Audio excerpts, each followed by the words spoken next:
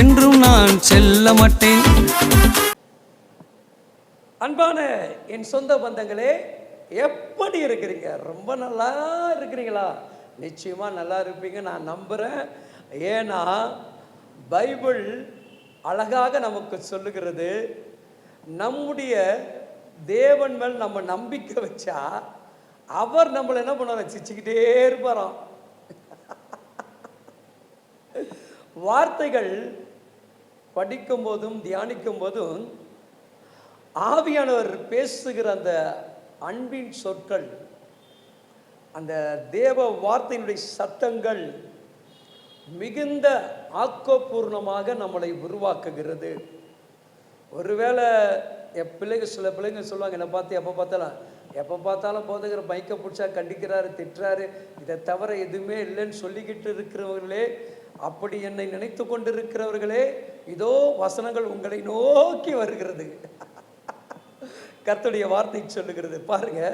நீதிமொழிகள் 19ஆம் அதிகாரத்தில் 18வது வசனம் சொல்லுகிறது, நம்பிக்கை இருக்கும் மட்டும் உன் மகனை சிச்சை செய், ஆனாலும் அவனை கொல்ல உன் ஆத்துமாவே எழும்ப. புரியுதுங்களா? உனக்கும் எனக்கு தேவன் நல்லா கவனிச்சு பாருங்க. ஏன்னா இந்த யோபுடைய சம்பவம், இந்த வசனம் ரொம்ப லிங்க் ஆகும். என் மகனை நீ என்ன வேணா பண்ணிக்கோ, எப்படி வேணா சித்திரவதம் பண்ணிக்கோ, ஆனால் அவன் உயிரை கொள்வதுக்கு ஆத்மா கொள்வதுக்கு உனக்கு என்ன கிடையாது? ரைஸ் கிடையாது. இப்போ ஆவியானவர் தேவ பிள்ளைகளை, தேவனுடைய ஊழியக்காரர்களை அபிஷேகம் பண்ணப்பட்டு என் பிள்ளைகளை உருவாக்கு, திட்டு, கண்டித்து, உணர்த்து, அவர்கள் என்ன பண்ணு? சீர்படுத்து. நீ நம்பிக்கை இருக்க மட்டும்.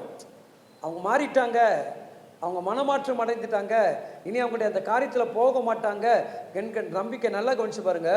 ஏசப்பா ஒரு காலகட்டம் வரைக்கும் தான் நம்மளை சிச்சிக்கிறார். ஏன்? அவருக்கேற்ற என் பிள்ளை மேலே இனிமேட்டு எந்த ஒரு சோதனைக்குள்ளும் எந்த ஒரு பாவத்துக்குள்ளோ விழ மாட்டான் என்கின்ற நம்பிக்கை வந்த பிறகு தான் என்ன பண்ணுறாருங்க? சோதனையிலிருந்து நம்மளை விடுவித்து நமக்கு சாதனைக்குரியக்கூடிய பிள்ளைகளாக அவர் மாற்றுகிறார் இல்லையா? அப்படி தானே? அப்போ இந்த வசனங்கள் நம்பிக்கை இருக்கும் மட்டும் எதுங்க? புரியுதுங்களா? இப்போ சில ஊழியக்காரங்க பிரசங்கம் பண்ணும்போது எங்களை தான் திட்டுறாரு, எங்களை தான் கடிந்து கொள்கிறாரு, எங்களை தான் பேசுகிறாருன்னா, நீங்கள் இன்னும் கர்த்தருக்குள் நிலைத்திருக்க வேண்டும். கர்த்தருடைய வார்த்தைக்கு நீங்கள் முழுமையாக அவரோடு கூட இணைக்கப்பட வேண்டும் என்பதுதான் நோக்கம். உங்களை திட்டுவதனால அவங்களுக்கு என்ன பலன் இல்லையா? அதனால் அவங்களுக்கு என்ன லாபம் வந்துட போகுது? நல்லா கவனிச்சு பாருங்க. கொடுக்குறவங்களையும் அதே திட்டு தான், கொடுக்காதவங்களையும் திட்டுறாங்க நிறைய இது. உண்மையான ஊழியக்காரங்க என்ன பண்ணாங்க? யார் கொடுக்குறாங்க கொடுக்காம ஆகிட்டாங்க. கர்த்தருடைய வார்த்தை அவங்கள என்ன பண்ண? சீர்படுத்தணும். கர்த்தருடைய வசனமானது அவர்களை பக்குவப்படுத்தணும். அதுதான் வீதம்.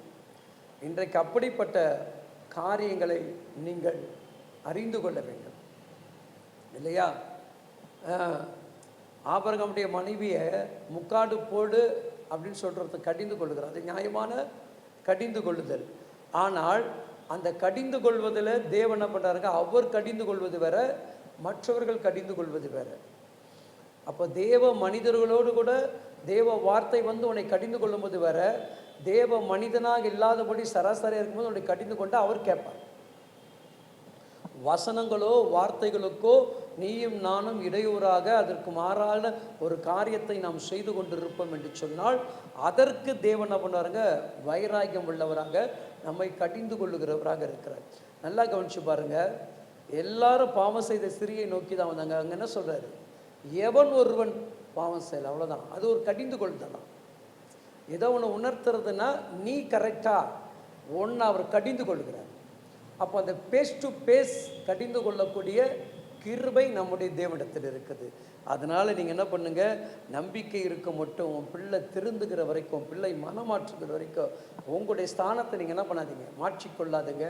வைராகியமாக இருங்க, ஞானமாக இருங்க, தெளிவாக செயல்படுங்க. கர்த்தர் கூட இருந்து உங்கள் ஆத்துமாவை அவர் காத்து கொள்வாராக. ஆமென், ஆமென்.